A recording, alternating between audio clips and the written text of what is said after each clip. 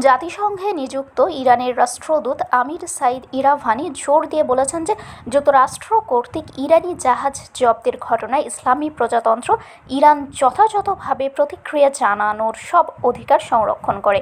বুধবার জাতিসংঘ নিরাপত্তা পরিষদের তাৎক্ষণিক দৃষ্টি আকর্ষণের জন্য এক চিঠি লিখেছেন, যেখানে যুক্তরাষ্ট্রের আন্তর্জাতিকভাবে অবৈধ কার্যক্রম, আরও একটি জলদস্যু ধাঁচের জাহাজ জব্দ এবং বাণিজ্যিক জাহাজ, বিশেষ করে এমটি ম্যাজেস্টিক এবং এমটি টিফানিকে ইচ্ছাকৃতভাবে লক্ষ্যবস্তু করার বিষয়টি উল্লেখ করা হয়েছে। ইরাভানি এক মার্কিন প্রসিকিউটরের পূর্বে প্রকাশিত একটি বিবৃতির দিকে ইঙ্গিত করে এটিকে আন্তর্জাতিকভাবে অবৈধ আচরণের স্পষ্ট ও ইচ্ছাকৃত স্বীকারোক্তি হিসেবে বর্ণনা করেন। তিনি উল্লেখ করেন যে ওই প্রসিকিউটর দস্যু ধাঁচের জাহাজ জব্দের বিষয়ে গর্ব করেছেন এবং পরবর্তীতে ইরানের 3.8 মিলিয়ন ব্যারেল তেল চুরির কথাও বলেছেন। চিঠিতে বলা হয়, মার্কিন প্রসিকিউটরের বক্তব্য স্পষ্টভাবে নিশ্চিত করে যে যুক্তরাষ্ট্রের সশস্ত্র বাহিনী উচ্চ সমুদ্রে ইরানের বাণিজ্যিক জাহাজগুলোকে ভয়ভীতি প্রদর্শন করে, তাদের ওপর উঠে এবং জোরপূর্বক আটক করেছে। তিনি আরও যোগ করেন, এ ধরনের আচরণ যুক্তরাষ্ট্রের আইন বহির্ভূত কর্মকাণ্ডের প্রতি আসক্তির আরেকটি স্পষ্ট উদাহরণ এবং এটি জাতিসংঘ সনদের, বিশেষ করে অনুচ্ছেদের 2-4 এর স্পষ্ট লঙ্ঘন।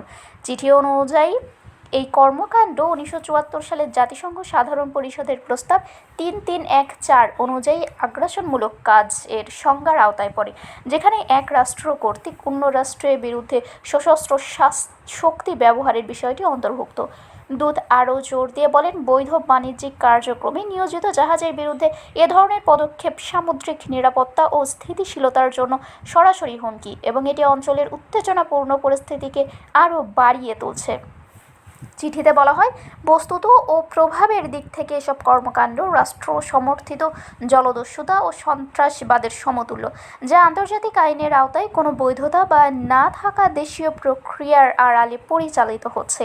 ইরাভানি উল্লেখ করেন, এ ধরনের নৃশংসতার পরিণতির জন্য যুক্তরাষ্ট্র সম্পূর্ণ ও অস্বীকারযোগ্যভাবে আন্তর্জাতিকভাবে দায়ী। তিনি জোর দিয়ে বলেন, ইসলামী প্রজাতন্ত্র ইরান আন্তর্জাতিক আইনের ভিত্তিতে এসব ঔদ্ধত্যপূর্ণ কর্মকাণ্ডের বিরুদ্ধে প্রতিক্রিয়া জানানোর পূর্ণ অধিকার রাখে।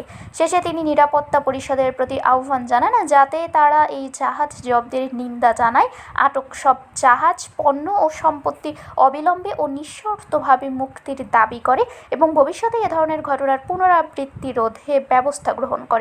যুক্তরাষ্ট্র 7 এপ্রিল প্রেসিডেন্ট ডোনাল্ড ট্রাম্পের ঘোষিত 2 সপ্তাহের সংঘাত বিরতি সত্ত্বেও ইরানি জাহাজের বিরুদ্ধে এসব পদক্ষেপ গ্রহণ শুরু করে।